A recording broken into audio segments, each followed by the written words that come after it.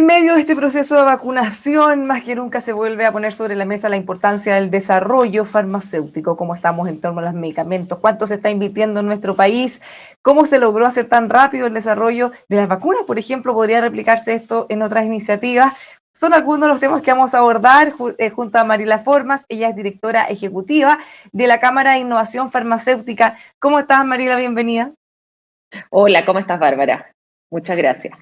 Bueno, una de las cosas para ya entrar de lleno en materia que nos ha llamado la atención en todo el mundo es la rapidez con la que se logró desarrollar, y no una, sino que varias vacunas contra el COVID-19. Cuéntenos un poco de ese proceso, se aprovecharon otras investigaciones anteriores también.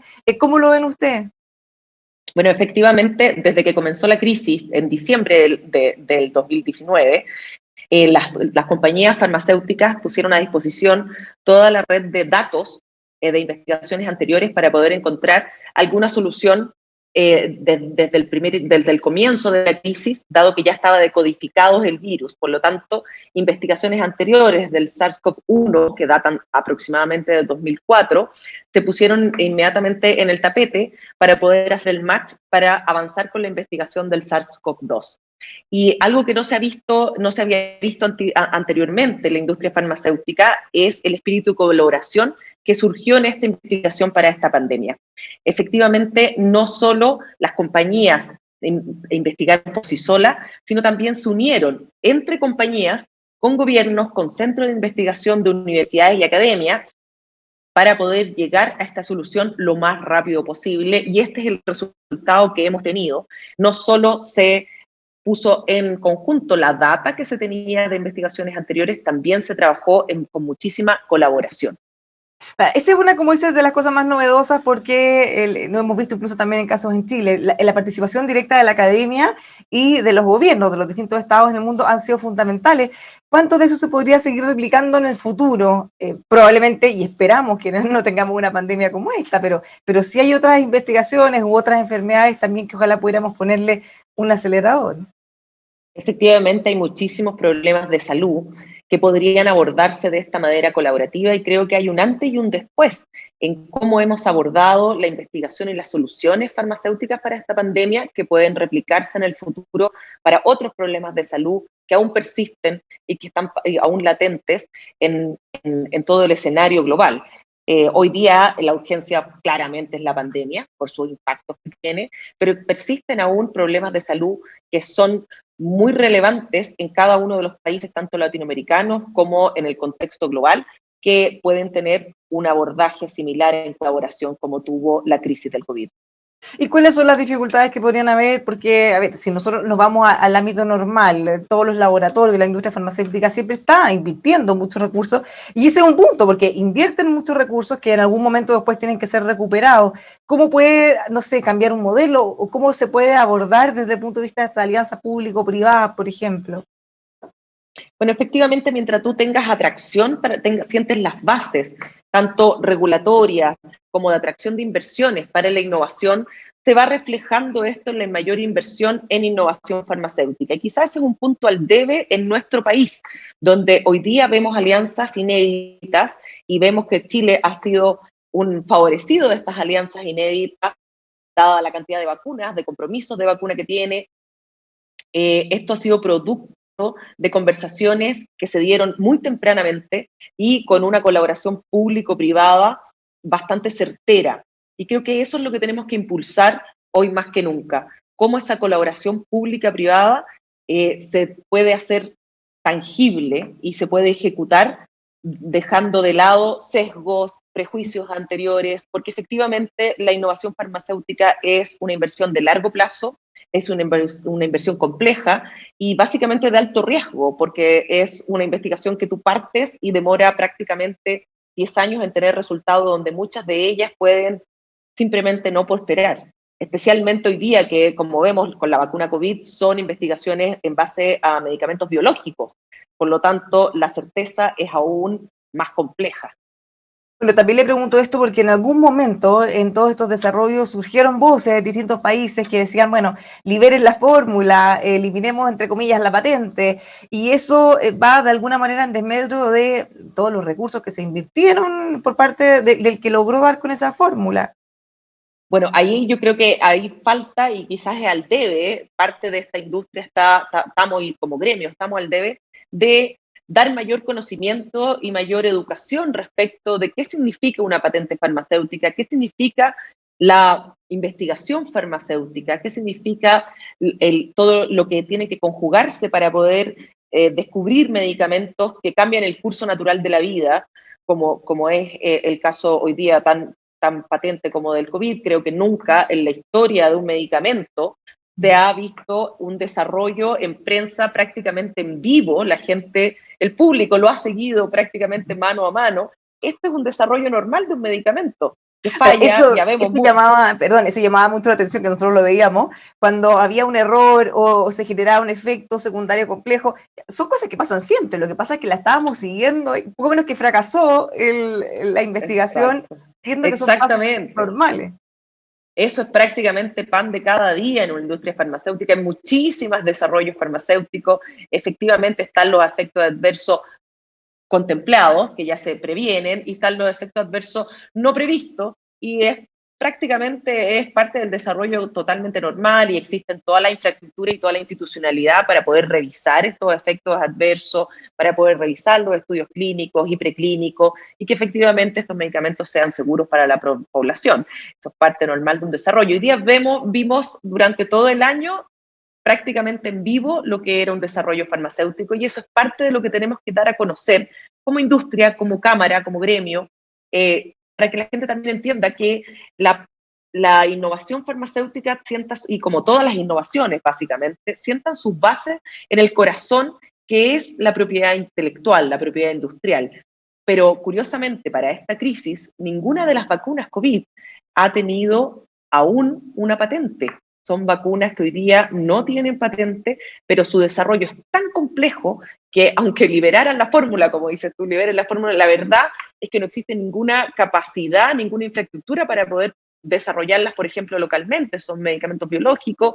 Chile no tiene la infraestructura para ese desarrollo, aunque se liberara la fórmula. Entonces, incluso las compañías farmacéuticas invirtieron a riesgo durante el desarrollo de la misma vacuna en ampliar las plantas para tener la capacidad de producción. Hoy día vemos cómo muchas farmacéuticas están colaborando con la producción, quienes tienen plantas biológicas con capacidad e infraestructura para poder manufacturar, para poder hacer más vacunas, lo están haciendo. Es así como Merck va a fabricar otras vacunas, van a fabricar las vacunas entiendo, de Janssen o de Pfizer, para poder ampliar la capacidad de producción.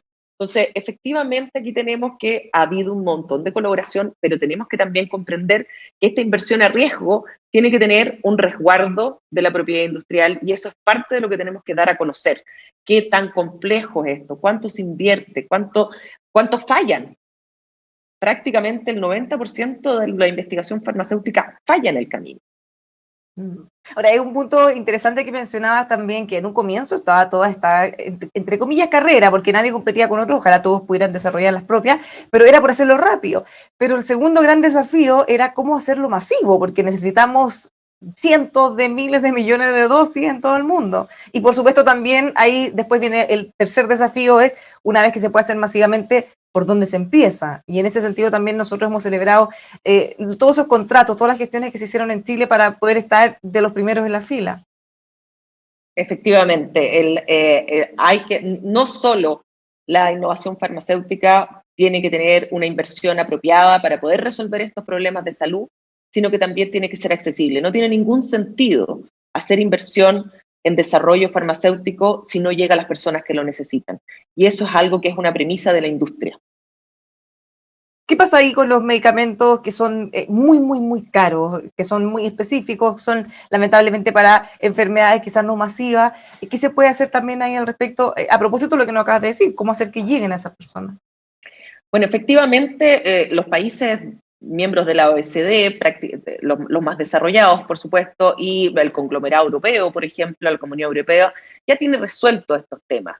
Y estos medicamentos son desarrollados justamente para que sean los seguros públicos y privados quienes sean capaces de financiar y cubrir estos medicamentos. Ninguna persona por sí sola podría llegar a financiar un tratamiento de alto costo, como es un cáncer raro, una enfermedad poco frecuente, son medicamentos que están justamente pensados para que se tenga una cobertura universal. Y en Chile no tenemos esa cobertura universal. Hoy día los medicamentos no son parte de los seguros ni públicos ni privados, y eso es algo que tenemos que hoy día abordar. No es posible que Chile, con el nivel de ingresos, con el nivel de PIB per cápita que tenemos, no tenga un seguro universal, no tengamos una base de seguridad social que permita que todos nos pongamos de acuerdo como sociedad y seamos capaces de establecer las bases de financiamiento para tener esa salud para todas las personas, que no siga dependiendo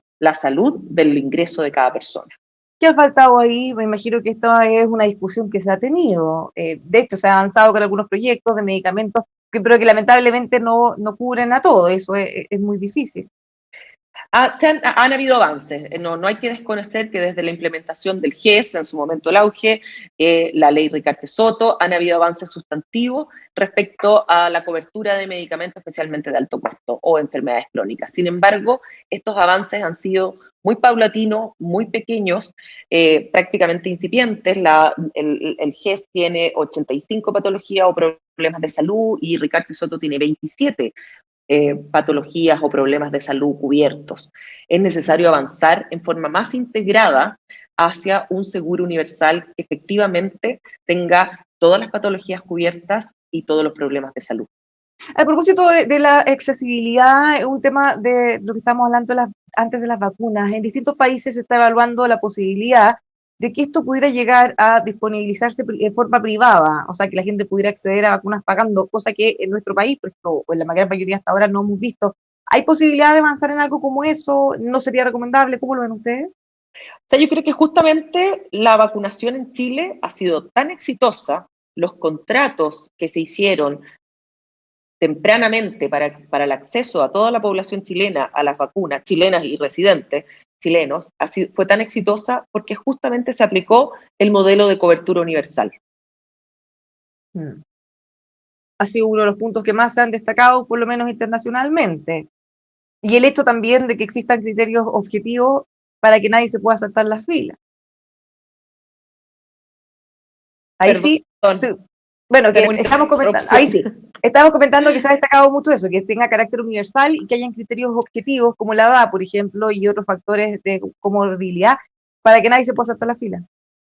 No, exactamente, lo que te decía es que justamente el modelo de vacunación que eligió Chile es la base del éxito, que es un modelo de cobertura universal. Y ese es el mejor ejemplo de por qué un seguro universal es justamente una solución para poner la base de la salud en el centro de las prioridades de un Estado. Y el éxito de la vacunación se debió justamente a que los contratos para las vacunas los realizó el Estado, asegurando la vacunación para todos los chilenos y no dependiendo del ingreso de cada una de las personas, porque si así fuera, no podríamos tener una inmunidad de rebaño a la que estamos aspirando a junio de este año, o sea, en próximos meses. El éxito de una vacunación prácticamente del 30% en tan pocos meses, prácticamente 2 o semanas, es justamente donde se ha puesto a la atención primaria y el Estado a disponer la vacuna a toda la población. Y esa es la forma en que hay que atender los problemas de salud en forma global. Ahora, volviendo a los temas de inversiones, más o menos, ustedes tienen cifras, ¿cuánto se invierte en innovación farmacéutica en Chile, más o menos el año? En Chile no tenemos en innovación farmacéutica básicamente en estudios clínicos, lo que son los estudios preclínicos se hacen en preclínicos y los estudios de fase 1 y 2 prácticamente se hacen más bien en Europa y en Estados Unidos, donde están los centros de producción, donde están las plantas de manufactura, dada la cercanía que existen con los centros de investigación. En Chile sí tenemos, y es una gracia, que siendo un país tan pequeño, tenga una inversión importante y somos quienes más tienen inversión per cápita en estudios clínicos de fase 3, o sea, fase ya más adelantada, es en torno a los $100 millones al año, que se hacen básicamente en enfermedades catastróficas como cáncer y algunas enfermedades poco frecuentes y crónicas. Y somos el país que invierte como sector privado, donde se invierte per cápita el mayor número en monto de investigación clínica en Latinoamérica. Y en el caso de empleo, para dimensionar también la magnitud del sector. Bueno, un orgullo como mujer, y ya que estamos en el mes de la mujer, la verdad es que un orgullo decir que esta es una industria que tiene una dotación de mujeres sumamente importante. El 49% del total de la dotación en la industria farmacéutica son mujeres. El 53% dentro de la industria de innovación de esa dotación son liderazgos que están dirigidos por gerentes y directoras mujeres. El 70% de nuestras compañías en la Cámara tiene fomento al liderazgo femenino y más del 45% tiene políticas de corresponsabilidad parental para fomentar la equidad de género. Así que es un orgullo para nosotros poder mostrar estas cifras. Aún tenemos que avanzar, obviamente, en disminuir las brechas que aún persisten, con políticas innovadoras que efectivamente saquen lo mejor de cada una de las personas independientes de su género y poder llegar a unos números aún más favorables de los que hoy día mostramos. Pero obviamente es un orgullo mostrar como una ventana hacia el futuro prácticamente en lo que es la industria de innovación farmacéutica y probablemente la innovación y el éxito de esta industria se refleja también la diversidad y la equidad que existe. Bueno, y finalmente, entre los desafíos que ustedes han planteado de cara a lo que ha sido este proceso de vacunación tan exitoso, ¿cuáles son sus metas? ¿Cuáles son las cosas que les preocupan también? Quizás incluso en términos regulatorios. Bueno, nos preocupa en términos regulatorios, por supuesto, que no se hayan apuntado, que no se hayan puesto las prioridades en avanzar hacia un seguro universal, que creemos que es prioritario para Chile. Y en ese sentido se han desviado las conversaciones hacia regulaciones de precio, hacia disminuir la fortaleza de las reglas para la propiedad, para proteger la propiedad industrial, por ejemplo. Esos son matices que entendemos que son de corto plazo, pero la verdadera solución en el largo plazo debe ser abordar un seguro universal donde la salud de las personas no dependa del ingreso de cada uno. Y eso es un acuerdo como sociedad. Hoy día estamos viendo que los problemas de salud más relevantes en Chile son cáncer de mamas, por ejemplo, que ya se ve que en 2021 va a ser la causa de muerte número 1 y cáncer de próstata en hombres va a ser la causa número 2 de muertes en Chile. Y para eso, la verdad, necesitamos apuntar a tener una infraestructura diagnóstica de capacidades y de cobertura de medicamentos para poder subsanar estas brechas que nos impone, que estamos totalmente fuera de los rangos de la OECD. Entonces, regulación de precios, la verdad, hay mecanismos hoy día y tenemos que aspirar hacia el modelo europeo, donde efectivamente existen regulaciones de mercado para que bajen el gasto de bolsillo, pero en su fuerte regulación de precios para problemas de salud relevantes requieren un seguro universal. Los medicamentos de innovación son medicamentos efectivamente de alto costo que están pensados en un seguro universal. Regular un precio de un tratamiento de alto costo es marginal, sigue siendo irrelevante para una persona porque es un medicamento pensado de tratamiento como salud pública. Y a eso tenemos que apuntar, a fortalecer la salud pública. Y ahora sí, finalmente, a propósito de los precios, de estas de necesidades de regulaciones o no, y también de que usted nos mencionaba que en este caso de las vacunaciones, todos los contratos fueron adquiridos por el Estado. ¿Cómo ven ustedes desde la industria el hecho de que se negocie con las entidades estatales y se puedan adquirir precios muy distintos de los que tienen las farmacias? Y eso pensándolo desde el punto de vista de la persona, el consumidor, que en un lugar puede acceder a precios muy altos y en otro, que no necesariamente tiene acceso, podría conseguirlo más barato. Bueno, ese es el modelo europeo y la verdad es que los medicamentos de innovación participan muy poco en la cadena de retail o la cadena de farmacias. Solamente el 8,5% en unidades de los medicamentos de innovación se accede a través de las farmacias. El 90% de los medicamentos de innovación van efectivamente al canal institucional, que ya sea hospitales públicos a través de Senabas o con recursos propios de los hospitales o a través de clínicas, o sea, instituciones hospitalarias. Los medicamentos de innovación resuelven problemas de salud pública muchísimo más relevantes, de prevalencia más costosa, más graves, de prevalencias que causan catástrofe en el fondo de la vida de las personas. Por lo tanto, como apuntan a resolver estos problemas de salud pública, son el grueso van a los canales institucionales. Es muy poco lo que se vende a través de farmacias. Por lo tanto, es un modelo que la industria farmacéutica de innovación está totalmente acostumbrado a usar y creemos que es lo correcto. Es la forma que todos tengan acceso. Muchas gracias, Manila, por haber conversado con nosotros. Nos queda bastante más claro que se siga innovando por el bien de la gente. Muchas gracias, Bárbara, por la invitación. Encantada de conversar contigo.